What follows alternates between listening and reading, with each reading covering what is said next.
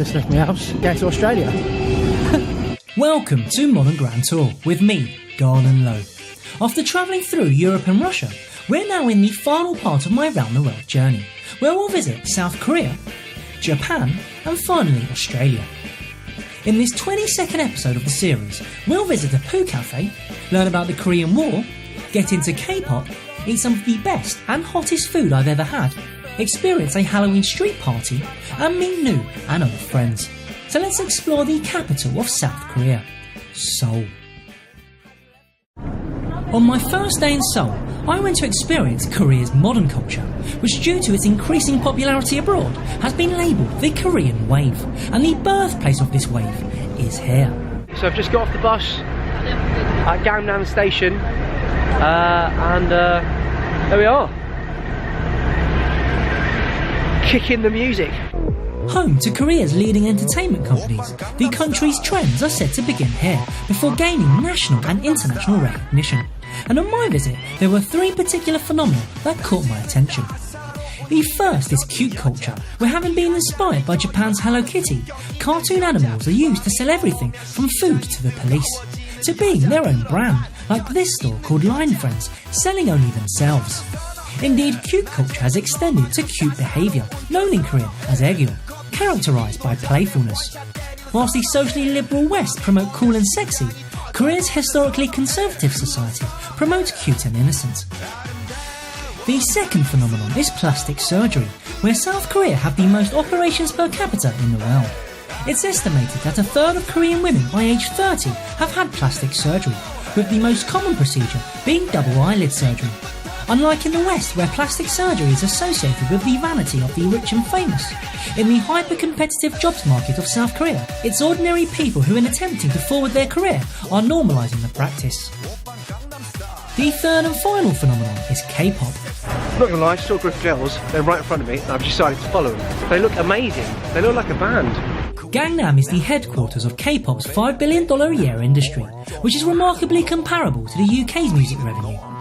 Dubbed Asia's foremost trendsetter, South Korean pop music famously produced the 2012 song Gangnam Style, the first YouTube video to reach 1 billion views, and the band BTS, who in 2018 and 2017 were the world's most tweeted celebrity and the first K-pop act to top the US chart. With K-pop acts meeting with the UN and even North Korea, K-pop is considered the spear for South Korea's increasing international influence. I then made my way to Hongdae, Seoul's hip university district, and met with a local Seoulite to show me around. This is Eric. Hi. Annyeong.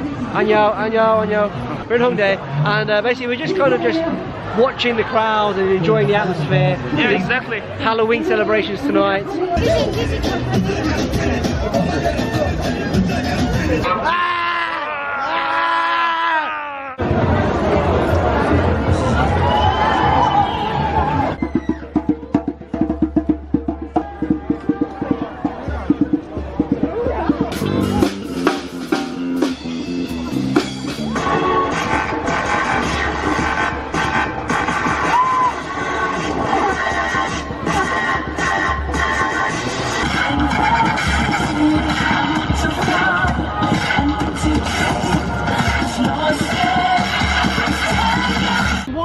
Like about this city, it's just everyone's so smiley. These people are very young, they don't have any worries, they don't have any job. Sure. No responsibility, just Don't worry, so these people are happy. Yeah, that's why. These people are happy. Okay, that's fair enough. Whilst I was just seeing Hongdae's university students, Eric's seeming pessimism reflects Korea's wider society, where 50% of pensioners live in poverty due to the state's infamous lack of social care, whilst working-age people endure notoriously long hours, where it's not uncommon to work 14-hour days. And high school students suffer from academic stress as they attempt to put 12 years of education into the country's ruthless make-or-break university entrance exam. And this all disturbingly results in South Korea being ranked third in the world for suicides. Which goes to show that even in a country as developed as South Korea, a city full of smiley people is not always as it seems.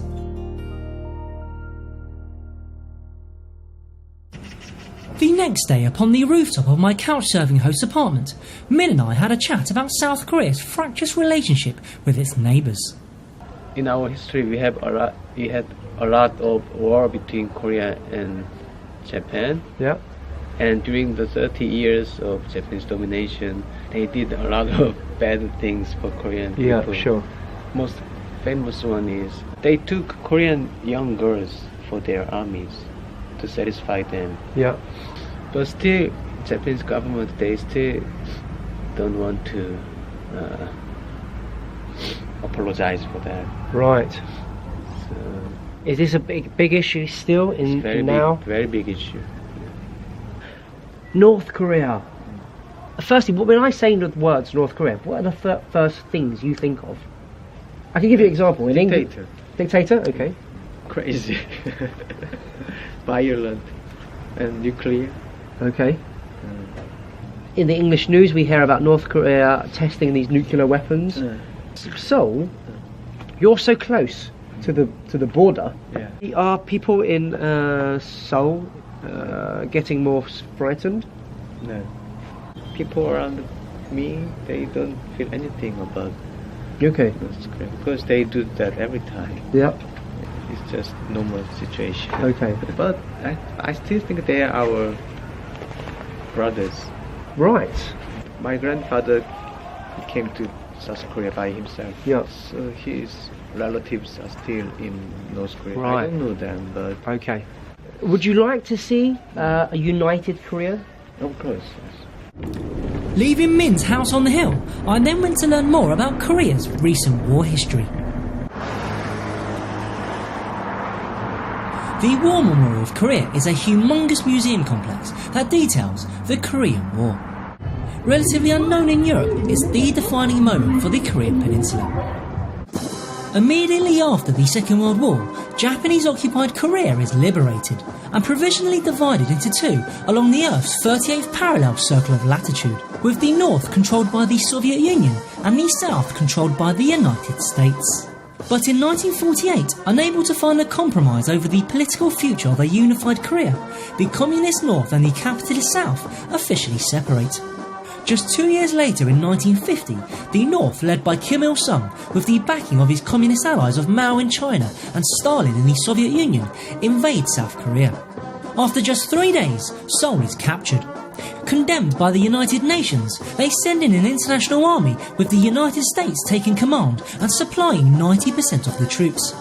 Still, however, North Korea, equipped with Soviet weapons, continued to advance until they reached the southeast corner of Korea, resulting in the 6-week Battle of Pusan Perimeter, which is all that stands in the way of North Korea unifying the country. Here the turning point comes at the Battle of Incheon, where a surprise amphibious landing by the UN results in North Korea being pushed back into their most northern strip of land, which is all that stands in the way of South Korea unifying the country. But the second turning point comes when Chinese troops march into the country, forcing the South Korean and UN army back towards the 38th parallel. The next 2 years sees a stalemate as fighting continues over the border, but little territory is exchanged. Finally, in 1953, after a loss of around 3 million lives on all sides, an armistice is agreed, establishing the 4-kilometre wide Korean Demilitarised Zone, a slightly altered border to the 38th parallel and the world's most heavily fortified.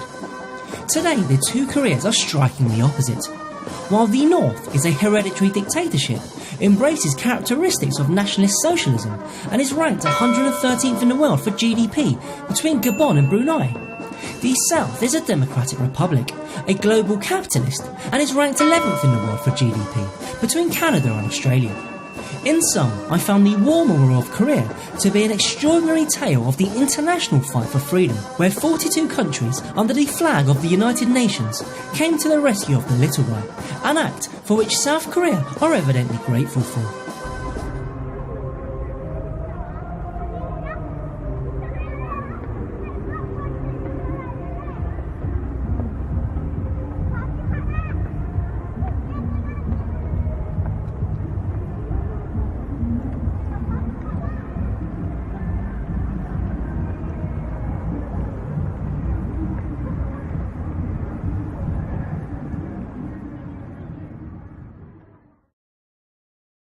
The next day, having excitedly told Min about all the Korean history I'd learned, Min then told me about the first time he visited Europe, where he discovered the difference between Korean and European education. I've learned about my history in my middle school and high school. I didn't know why it is important, and also how can I explain it to other people. But European people, they are very good at discuss about history and cultures, politics. So I was so surprised. Korean people study a lot, but they study only for their job or only to get into university. So just paperwork, that's it. So nothing is remaining in their brain. So I was shocked. Oh, they have something different from us. I think their education is alive, because when I saw them, they looked alive. They could discuss, but I didn't.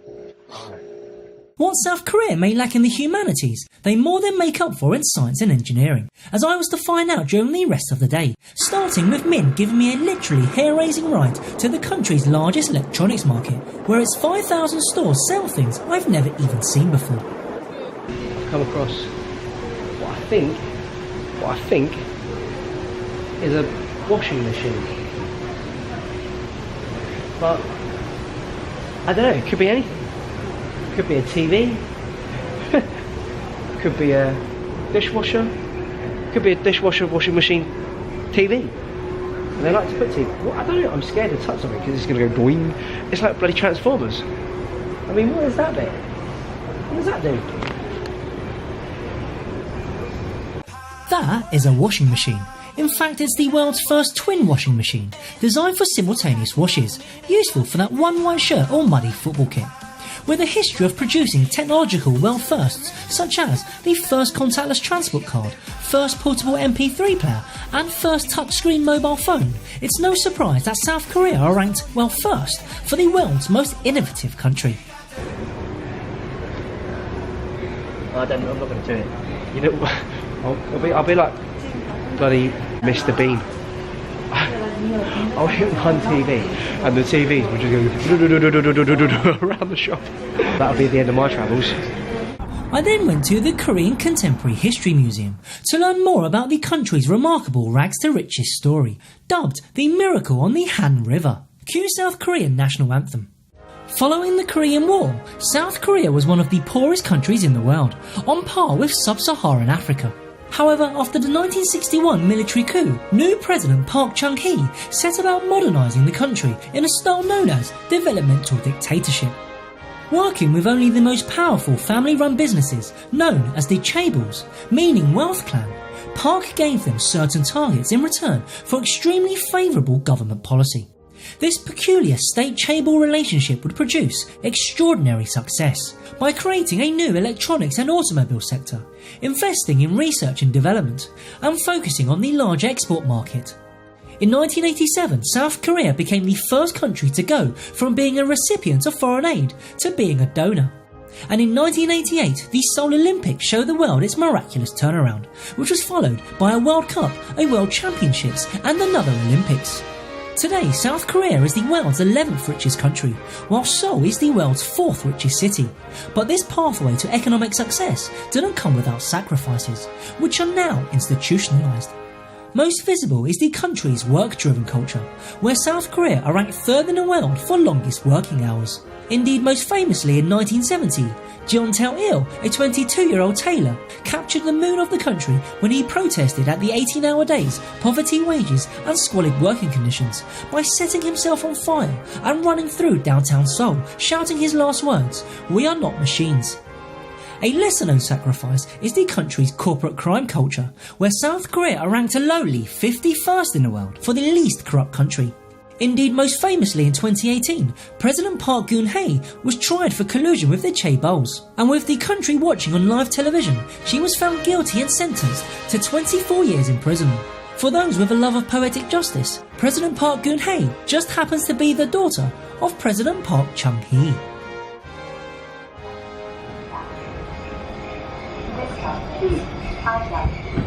Actually, I'm meeting Lucy. She's a Korean girl. We travelled together. I haven't seen her for 8 years. So that should be good fun. Wow, we have so much. Yeah. Did we order all of this? Yeah. Okay, wow. Excellent. So Lucy, can you tell me what this one is? It's kind of bibimbap. Ah, that's how I do it. That's why we said bibimbap. Bibim means mixed. Oh, 감사합니다. So you do it. Let's try.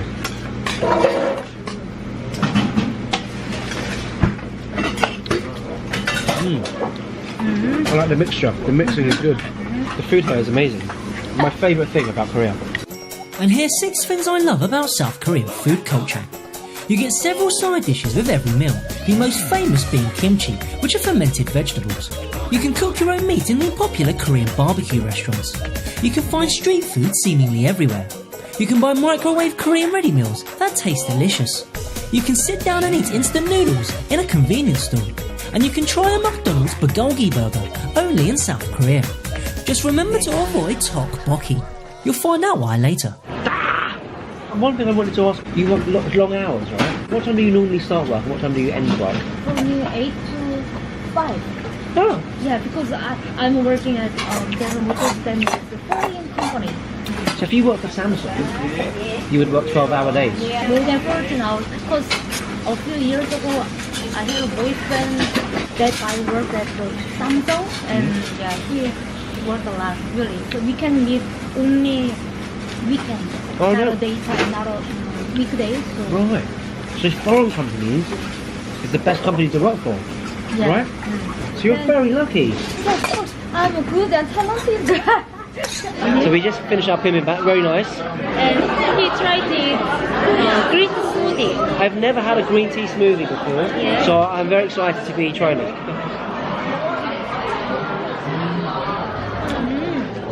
Oh, that's so good. That's so good. Of course. Having spent the first day exploring modern culture and then the next 2 looking at recent history, I finally went to check out the very old.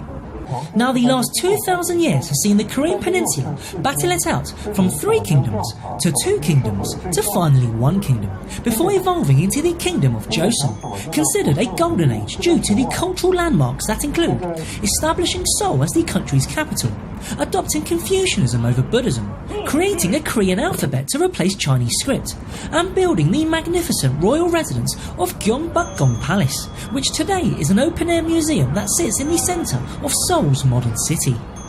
Ladies and gentlemen, when you take pictures with the gate guards, please avoid touching the gate guards and their belongings. It's pretty amazing, the centre. You can see there's a massive arch over here. If you just turn a little bit, you've got the city glass, modern glass buildings there, overlooking this ancient royal palace. Going a bit further, you can see the entrance to the temple itself, and then going this way, got the mountains. So quite an amazing square. Right, let's get in.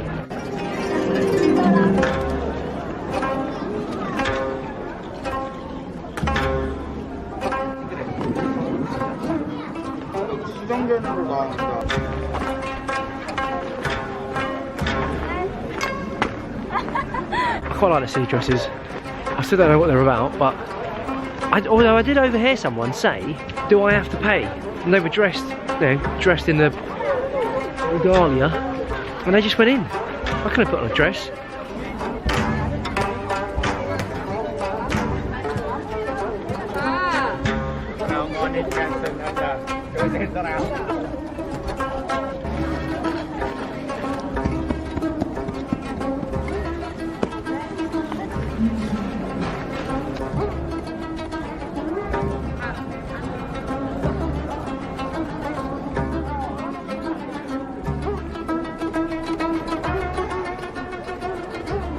Here I leave this grand palace, and it's photo taking locals. Interesting. I mean, just like that's just an interesting part of Korean culture. Not the palace, the people taking the photos in the palace. It's brilliant.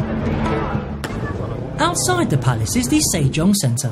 Named after the greatest of the Joseon kings, it was King Sejong who in 1446 decided to promote literacy among the common people by creating Hangul, the Korean alphabet.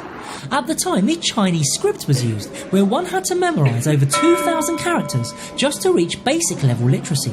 But the newly created Korean alphabet had only 24 phonetic symbols, which just like the Latin alphabet were to be put together to form words. So for example, the word for male in Korean is nam, whereas in the Chinese script it was written as this, for no obvious reason. In the Korean alphabet it is written as this, because this symbol means n, this symbol means a, and this symbol means m, nam. It is famously said of the Korean alphabet that a wise man can learn by noon, and even a stupid man can learn in 10 days. Unfortunately, I didn't have 10 days, so I just learnt my name. What's your name? Garland. Garland. What's pronunciation? Garland. Garland. Garland. Garland. 갤런이라고. Garland. So this is in Korean. Yeah, one of the biggest principle is the pronunciation. So we hear your name Okay. and then we can translate. Okay, excellent. There you go. Look, my name, Garland. Garland, that's how you say it in Korean.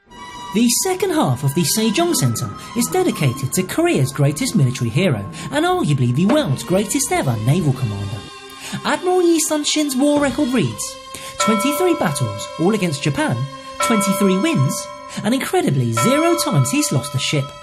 His most famous battle, the Battle of Myeong-dong, is considered one of the greatest military manoeuvres and now Korean legend. In 1597, an enormous fleet of 330 enemy ships takes sail from Japan towards Joseon. Korea versus Japan. A street fighter. In response, Sun-shin sent out a single ship to lure the enemy into the Myeong-dong Strait. Look at the Japanese coming. Japanese are coming up. But just before the Japanese reached the end of the strait, they were met with the entire Joseon fleet, all 13 of them. Because what Sun-shin had planned was that the strait would be too narrow for the enemy to flank around the sides, and too choppy for them to get close enough for hand-to-hand combat. The Joseon ships then unleashed their superior cannons at the densely formationed Japanese ships, forcing them to retreat.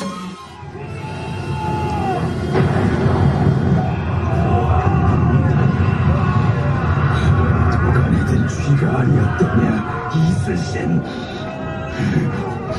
호되어라, 호되어라. 300 years later, Japan's great Admiral Togo paid the ultimate compliment, saying, "You may compare me with Lord Nelson, but not with Sun-shin. Next to him, I am only a petty officer."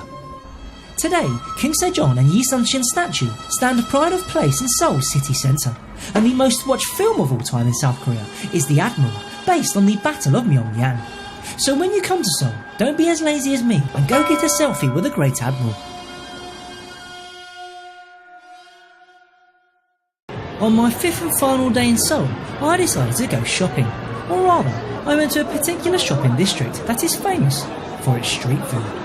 He's just serving up for me some rice, cake, chilli bowl thing. Apparently he just said it's traditional Korean, so I have to get it. Man, that is so chilli. Ah! So I think this works.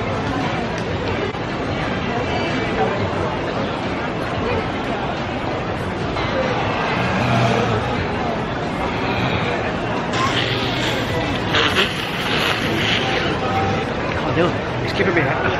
I think it's making my brain turn into mush. Honestly, I think the spice is giving me a headache. It's making me dizzy. I'm not even joking. I think my ears are blocked and everything.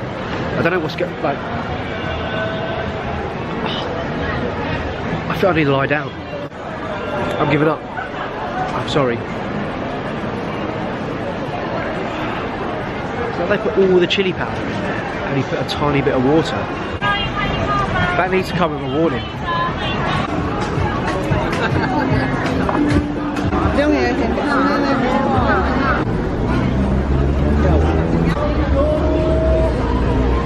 Well, what is it? Fish cake. Fish cake? Ah, excellent. That is nice fish cake.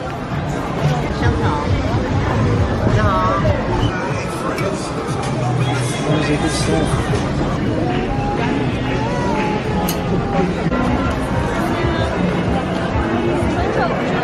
I'm hungry again, and couldn't help myself. I got the thing I wanted to get last time, which was this variety seafood batter stick thing. Very much looking forward to this. Finishing my delicious Myeong-dong dinner, I then visited the Myeong-dong Cathedral. In East Asia, there are only 4 countries where Christianity is the leading religion. East Timor, once ruled by Portugal, Philippines, once ruled by Spain, Russia, influenced by their western neighbours, and South Korea, who were never ruled by Europe. So how did Christianity come to Korea? First, in the 1800s, as the collapsing Joseon dynasty looked towards Western modernisation, they welcomed missionaries who built schools, hospitals and churches. Second, after 1910, when the Japanese colonised and tried to enforce their culture, Korean nationalists resisted by converting to Christianity. And finally, in the 1970s, when in order to promote modernity, the government banned indigenous religions and built thousands of modern churches in its place, including the Yodo Full Gospel Church, which is the world's biggest church by congregation, and with its 200,000 worshippers a week, evangelically singing and speaking in tongues. It's come a long way from Korea's first church, built in 1892, the old school Myeong-dong Cathedral.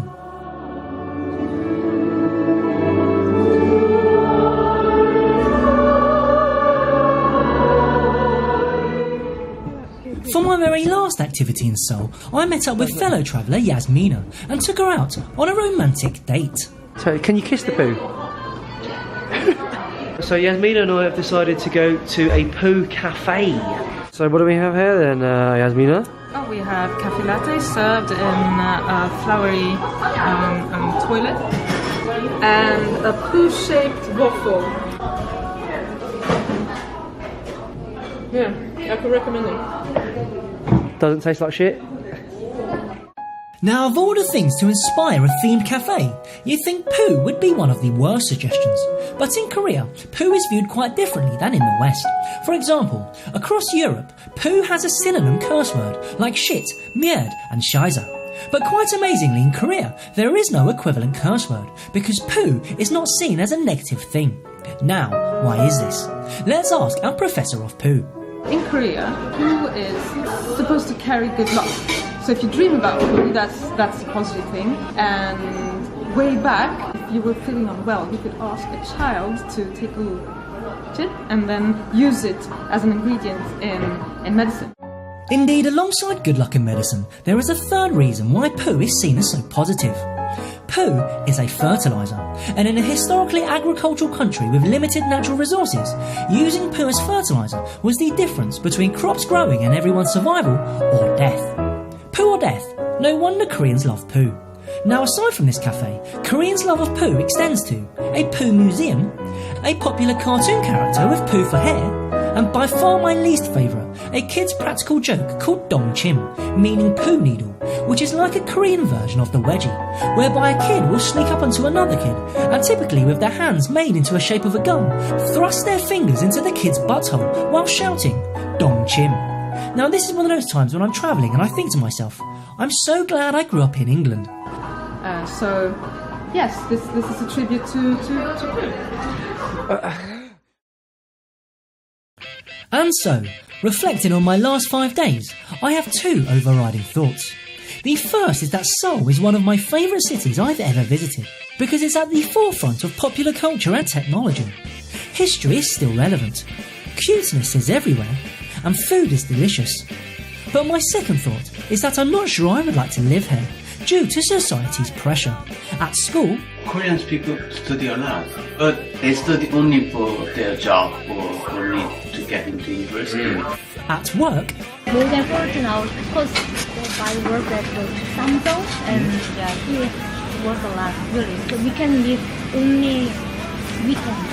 and in old life. These people are very young. They don't have any worries. They don't have any job. Sure. Responsibility. Don't worry. So these people are happy. And that's why these people are happy. Okay, that's fair enough. Which is all sadly reflected in statistics, and where I'm reminded by John Il-il's last words: we are not machines. Join me in the next episode of Modern Grand Tour, where we'll be in the Japanese city of Osaka, and where we'll go to a sumo restaurant, visit a Japanese castle, see a town full of deers, make my own pot noodle, and enter a red light district. So until next time, Godspeed. Goodbye, mama.